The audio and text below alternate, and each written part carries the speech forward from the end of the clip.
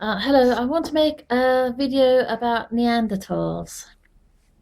Right, okay. Um, Recent scientific studies have found that Neanderthal genes exist in all non-black people today. The most common group is people having between 5 and 8% of Neanderthal genes in their genomes, I believe. Um, right, so right. Okay, so I was wondering then why it is that Neanderthal genes are not found in black people. Okay, I was wondering whether or not. First, let me just say that Neanderthals, having interbred with modern humans, as we call ourselves, actually have shown themselves to be fully human also. They're just another human race, really. A species is something which can breed and create fertile offspring so that it can just keep producing more and more generations. That's one species. Or it's the best accepted definition of a species anyway. That means that since billions of people have Neanderthal genes in them, the Neanderthals were a human species. Recent evidence has shown that they could speak, and they probably therefore did. Okay, so right, so if Neanderthals bred with all non-blacks, why did they not breed with black people? Okay, Professor Sykes of Oxford University says that modern humans descend from 7 men and 5 women who came to Europe from Africa at the end of the last ice age, which was about 10 to 13,000 years ago.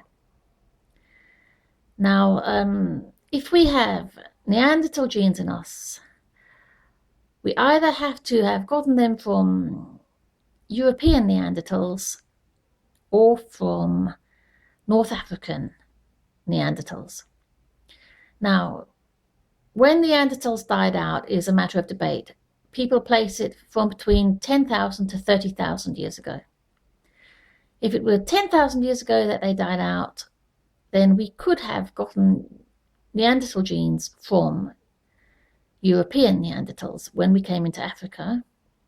Alternatively, we could have gotten them from African Neanderthals 30,000 years ago or more before they died out 30,000 years ago, if they died out 30,000 years ago. Or we could have gotten from them from a variety of Neanderthal groups all over the place up to 10,000 years ago. Science could actually help with this.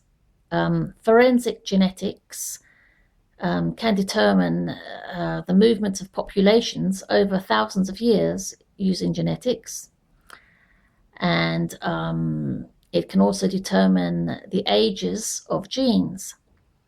If a gene is very old, it will be widespread because it will have had time to spread widely, and or it will have been with us for millions of years, since we were apes or shrews or microbes or something, long ago. So the question is, first, to a large extent, when we got our Neanderthal genes. Science could tell us this, but it's holding back on the truth. Why is it doing this? I will now speculate on that, about that question, about that matter. It could be because it shows age-old natural genetic conflict and competition between human subspecies, which is no longer PC, which is not PC now, maybe it wasn't before, I don't know, throughout time, who knows, to discuss. We are presently ruled by the left, who say that everyone's equal and everyone's the same. And that's what science is saying at the moment, and it's hushing up an awful lot about a lot of things that contradict this, because people are afraid that they will be politically persecuted and run out of their professions if they're not leftist, even when leftism is proven scientifically not to be factual or realistic, based in reality. Don't get me wrong, I'm quite liberal in many of my beliefs, and it's just that I want to live in the real world. I think it's preferable to live in the real world because it's sane and secure. If you don't live in the real world, you could imagine you're living in La La Land or something, living in fairyland, and cross the main road without looking and get run down by a car. It's very silly not to live in the real world. Even if you don't like the real world or you have some problems with the real world, you still have to live in it because it's the only way that you can be secure, because you need to take account of it. This refusal to live in reality is insane and insecure. And fortunately, a few scientists are understanding this now and recognizing their responsibility to themselves and others to speak out, even if it endangers their careers. There's no point in putting yourself in an insecure position in order to escape another insecure position. It's just, it's just two unpleasant situations, but at least you can do something about one by speaking out. Whereas if you don't do something about that one, then it's going to get you in the end anyway. So you may as well speak out, basically, and take one bad situation over another, because at least that way you can address the source problem. So, but at the moment we still have a lot of facts being denied to us, or maybe even not even being ascertained due to a lack of fund or grant money or something, because of persecution and totalitarianism by the left. We've really got to get over this, people. We're not even going to live in the real world, and that's dangerous. It's not just insane even, which is bad enough, it's dangerous. So anyway, I think that Neanderthals may have died out because they were more peaceful, not brutish, but more peaceful than other species around them. I mean, let's face it, it's competition in the wild that lets you survive. And there used to be apparently 60 or so,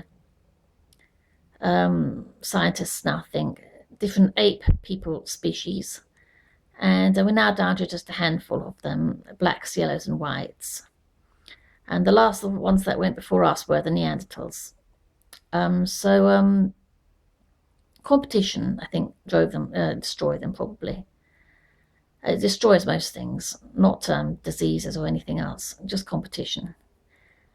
So who competed with the Neanderthals?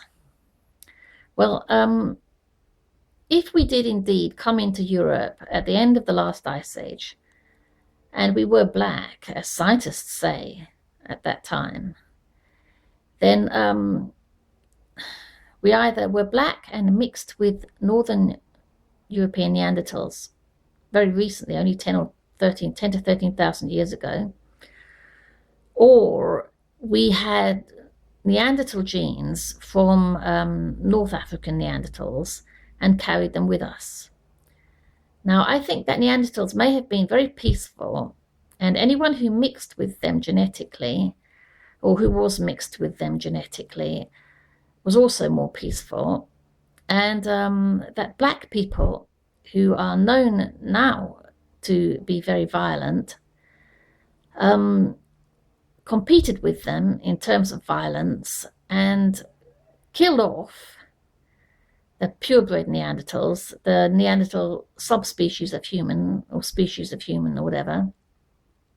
And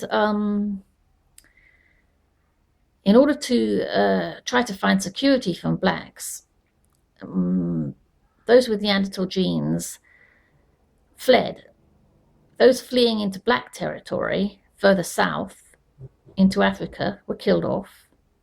Those fleeing north fled into as yet non-blackened territory, which may even have still been Neanderthal, and survived. Having black genes, if there were any Neanderthals there, they probably then outcompeted them, but kept some Neanderthal genes which they already had in their genome with them. The north, which is a more challenging environment, then selected 4 Neanderthal genes, creating, as we call ourselves, modern humans.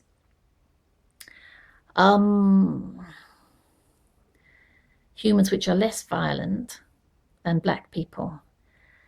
Black people are now coming to us today and presenting us with violence. They will outcompete us if they outnumber us because they're more aggressive, and aggression is the way they survive. They don't use their intellect. They're not intellectual like the Neanderthals may have been. They're violent. Neanderthals are found to have